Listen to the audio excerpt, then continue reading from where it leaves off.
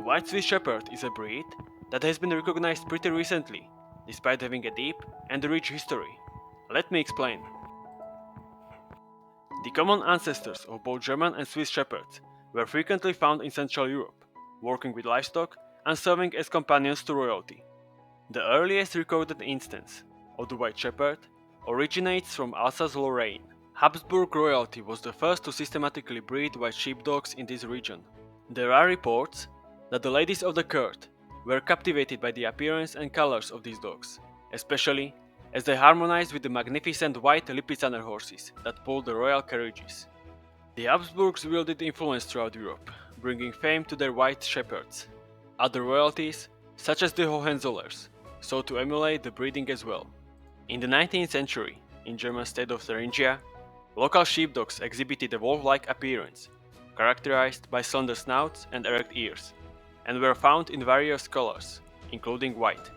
Among these, Greif von Sparwasser, a white sheepdog from Frankfurt, garnered attention at the Hanover exhibition in 1882 and played a crucial role in the history of the White Shepherd. He was acquired by Baron von Knick, who mated Greif with Dame Lotta, primarily because both specimens had erect ears, which was a wanted feature of German sheepdogs at that time.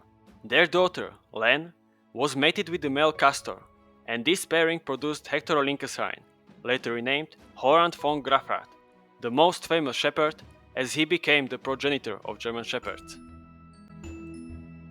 The history of the breed begins with a cavalry officer, Captain Max von Stefanitz, who aspired to develop a dog breed suitable for all-around work. It all began at a dog show in Karlsruhe, Western Germany, where he noticed a medium-sized, yellow and grey, wolf-like dog.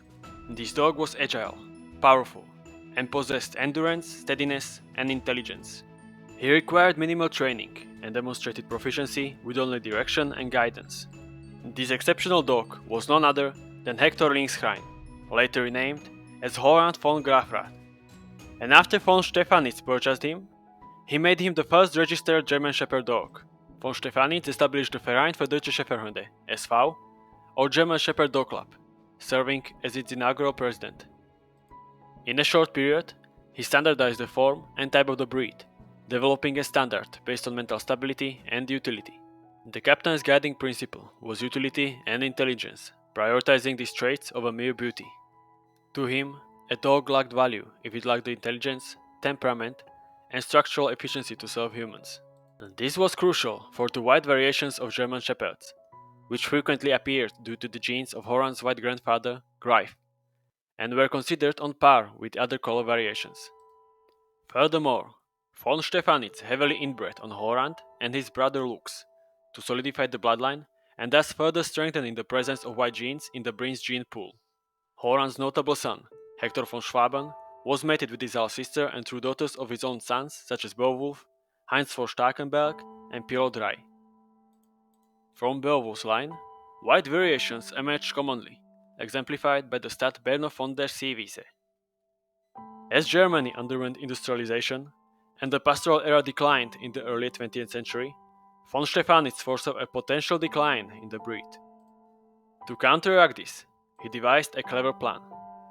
In collaboration with police and working dog clubs, specific tests were developed in tracking, formal obedience, and protection work.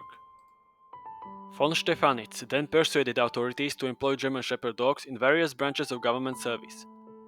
World War I heightened the breed's demand, with the dogs serving as Red Cross dogs, messenger dogs, supply carriers, sentinels, tracking, and guard dogs.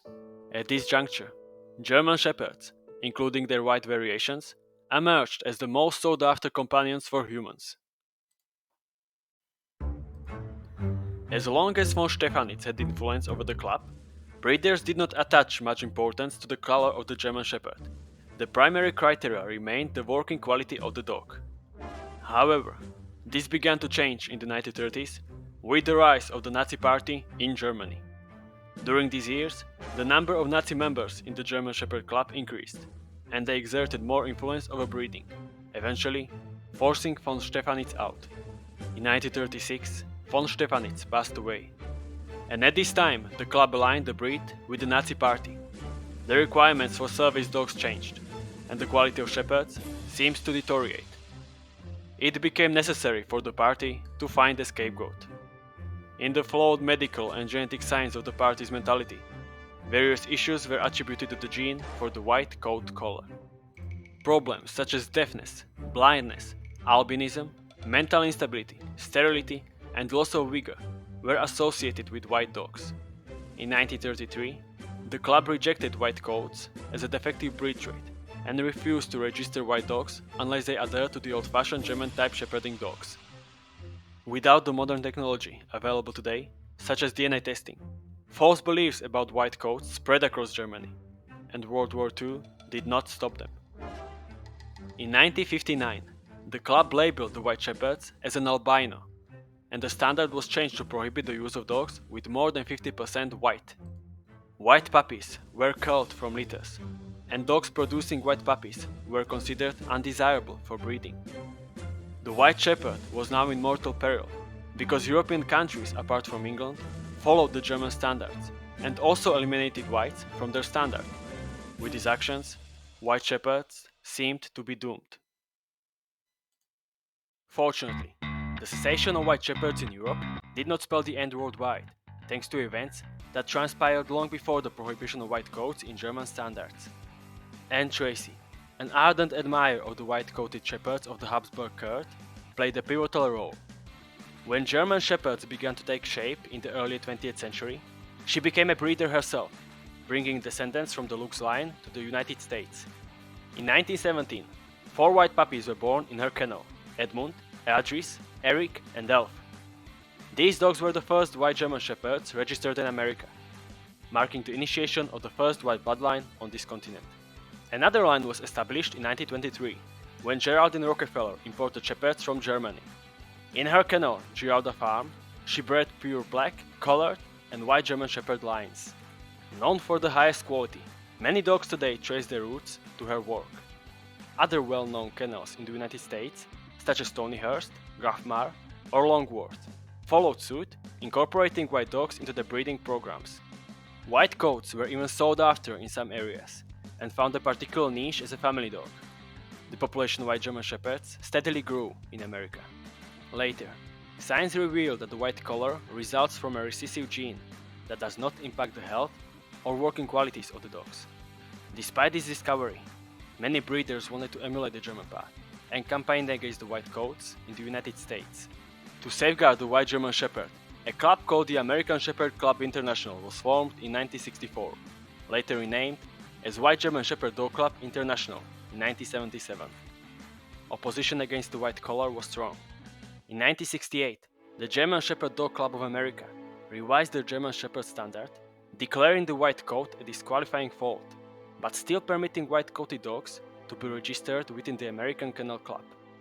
This divergence of opinions led many members of protective clubs to breed only white dogs, avoiding mixing them with other variants. Moreover, white shepherds gained popularity in the film industry. Actress, breeder, and dog trainer Dorothy Crider produced dogs that became screen stars.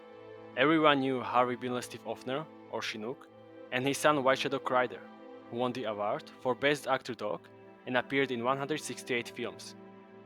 Dorothy herself opposed discrimination against whites, asserting that white dogs possess the same qualities as dogs of other colors. White shepherds continue to evolve in America, and although technically still under the umbrella of the German Shepherd dog breed, these dogs began to carve out their own identity. This distinction would be further expanded because the old home of the White Shepherd began to embrace them once again. The culmination of the White Shepherd story began in 1967, when Agatha Birch returned to her homeland of Switzerland from America with the White Shepherd stud Lobo or White Birch. Soon after, he was joined by White Lilac of Blinkbonny from England. Their litter was the first to be officially enrolled in the Book of Origins, making this pair the foundation of the white-coated lineage in Europe. The new lines, named Shangri-La breeding lines, were intermingled with scattered remnants of white German Shepherds from Europe, as well as other American imports. One of the Swiss lines was maintained by Kurt Kron. His breeding pair, Kokes Mahalo and Shangri-La Sweet Girl, produced a male stud, Champion von Kron, which was purchased by the German Martin Faustmann.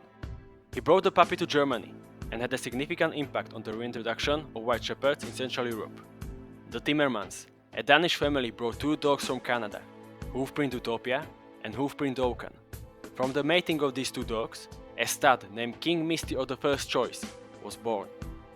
Unfortunately, Hoofprint Oaken died young in a car accident, but through his son, he continued to exert a great influence on the development of the breed. After some time, two dogs born in Canada, Bergeron Spaton and Winter Palace Masterpiece, arrived in the Netherlands, creating another separate European line. As a result, a large number of purebred White Shepherds spread throughout Europe. This time, the breeders had no intention of fighting for the reintegration of the breed into German Shepherd lines. A new breed was forming, and in 1989, breeders in Switzerland created the White Shepherd Dog Society of Switzerland, bringing together both English and American registered dogs, as well as local unregistered dogs. This society became a registered organization within the Swiss Kennel in 1991, allowing dogs to be officially shown as White Shepherds throughout Switzerland. Soon, other countries, including the Netherlands and Germany, followed suit, and White Shepherds began to officially appear in dog sports and conformation events. As the new breed gained popularity, the FCI, or International Canine Organization, after many years of petitioning, provisionally recognized the White Shepherd under its new name, White Swiss Shepherd. Switzerland was named the country of origin, although we now know from this video that nearly half of the world contributed to the creation of this breed. In 2002, as the popularity spread even further, the FCI officially recognized this breed under standard FCI 347. From being unwanted and deemed as a degenerate, the White Swiss Shepherd is now gaining more and more popularity worldwide. The direction is now different from their German Shepherd cousins, not only in their appearance, but in their character traits as well. As a new breed, the path is still shaping, and it will be interesting to see their future in the vast dog realm.